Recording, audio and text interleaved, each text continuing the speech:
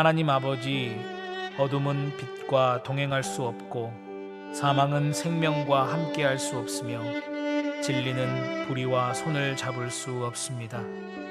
이제 우리의 삶과 우리의 교회가 세상 속에서 거룩한 하나님의 나라를 이루어가는 믿음의 삶이 되고 교회가 되게 하옵소서. 우리 교회에 속한 모든 세대가 믿음으로 도약하여 하나님의 거룩한 나라를 만들어가는 세대가 되게 하옵소서.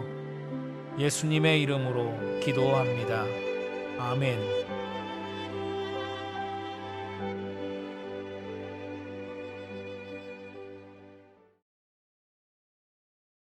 다 함께 찬송가 540장 함께 찬송하시겠습니다.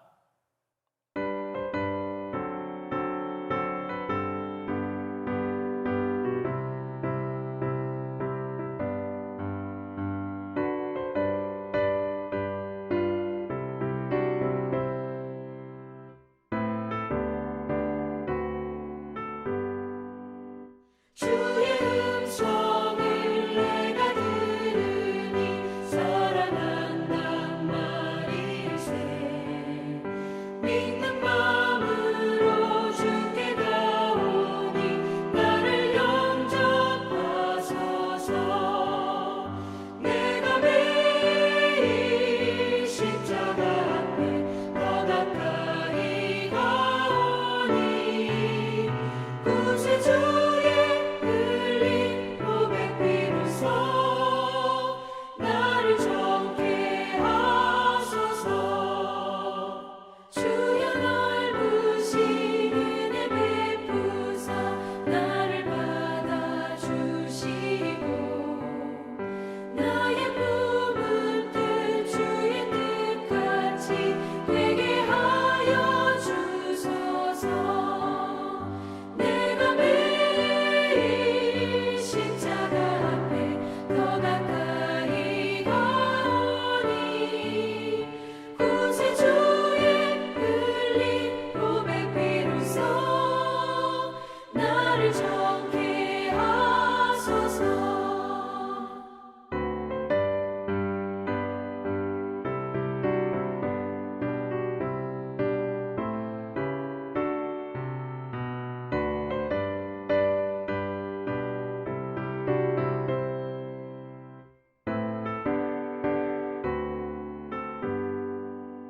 주의 보좌로 나아갈 때에 어찌하니 기쁠까. 주의 얼굴을 항상 배우니 더욱 친근합니다. 내가 매일 십자가 앞에 더 가까이 가오니 구세주의 흘린 고백 비로소 나를 정케 하소서. 우리 구주의 넓은 사랑을 증량할 자 없으며 주가 주시는 참된 기쁨도 헤아릴 수 없도다. 내가 매일 십자가 앞에 더 가까이 가오니 구세주의 흘린 고백 비로소 나를 정케 하소서.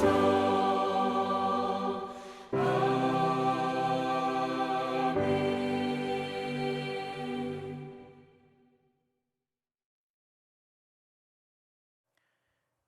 오늘 말씀은 시편 43편 1절에서 5절 말씀입니다.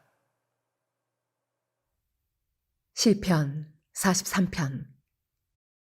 하나님이여, 나를 판단하시되 경건하지 아니한 나라에 대하여 내 송사를 변호하시며 간사하고 불의한 자에게서 나를 건지소서. 주는 나의 힘이 되신 하나님이시거늘 어찌하여 나를 버리셨나이까. 내가 어찌하여 원수의 억압으로 말미암아 슬프게 다니나이까. 주의 빛과 주의 진리를 보내시어 나를 인도하시고 주의 거룩한 산과 주께서 계시는 곳에 이르게 하소서. 그런즉 내가 하나님의 제단에 나아가 나의 큰 기쁨의 하나님께 이르리이다.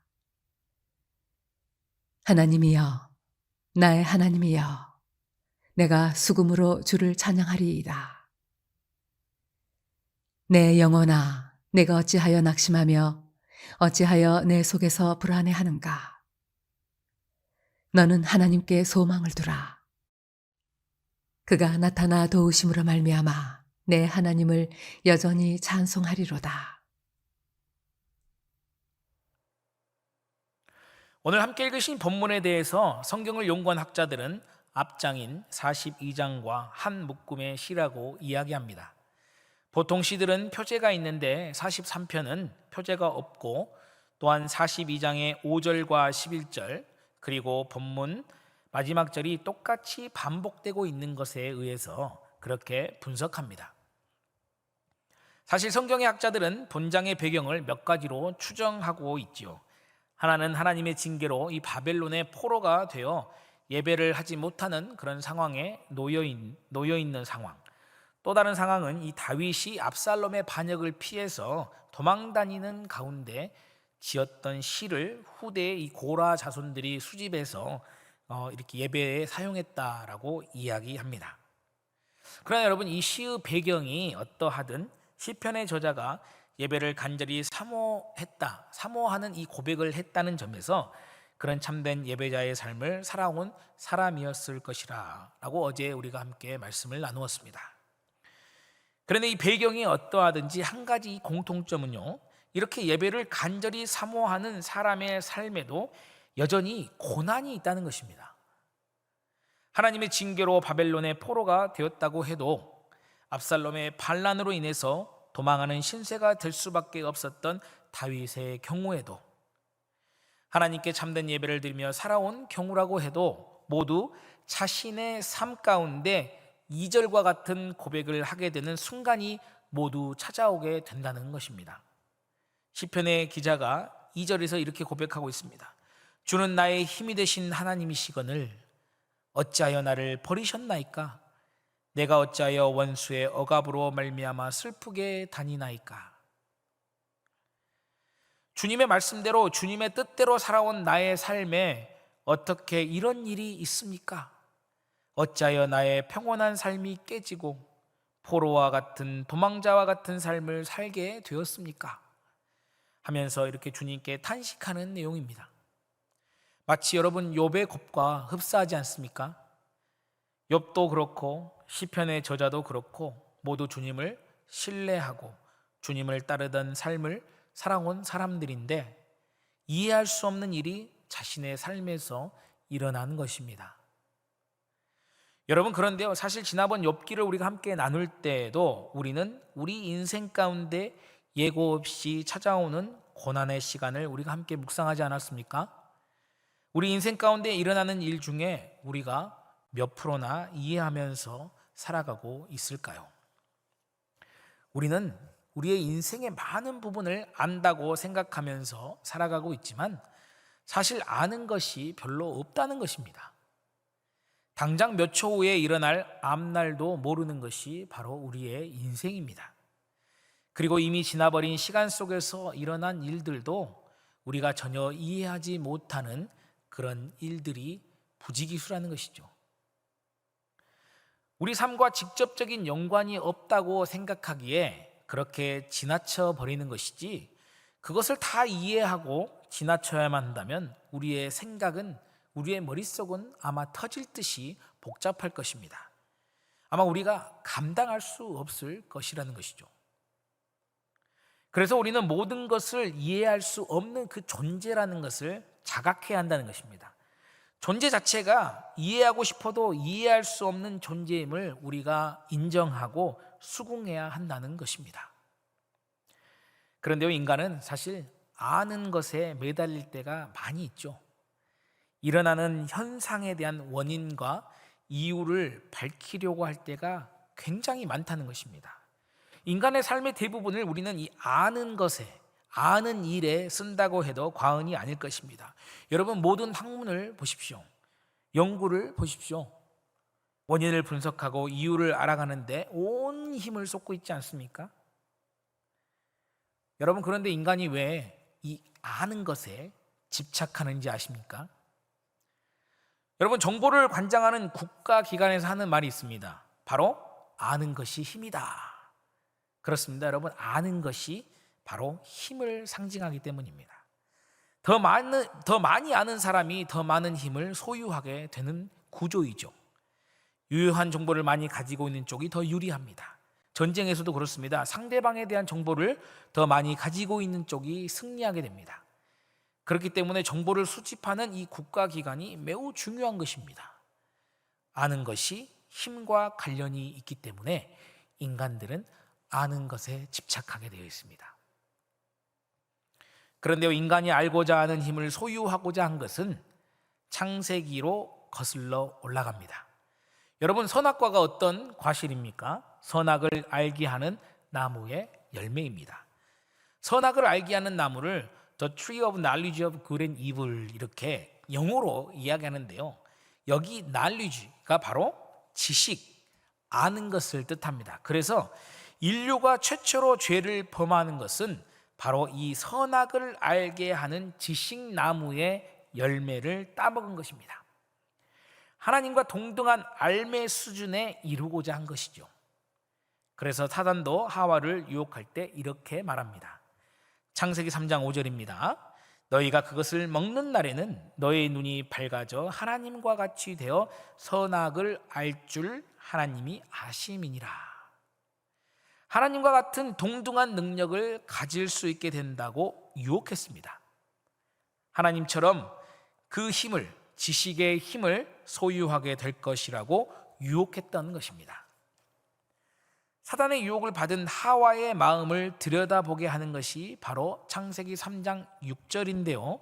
이렇게 기록되어져 있습니다.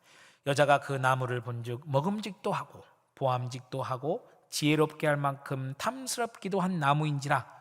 여자가 그 열매를 따먹고 자기와 함께 있는 남편에게도 주매 그도 먹은지라.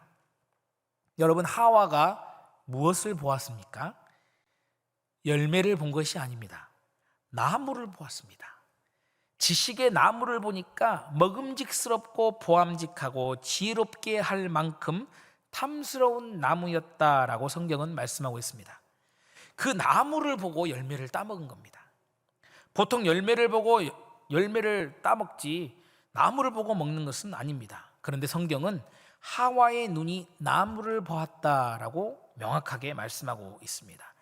하나님과 같은 지식을 상징하는 나무를 보고 열매를 따먹은 것입니다. 그래서 여러분, 지식이 많은 사람일수록 자기 자신을 믿게 됩니다. 누구도 믿지 않죠. 자신의 지식을 믿고 신뢰하게 됩니다. 하나님이 필요하겠습니까? 그렇지 않죠.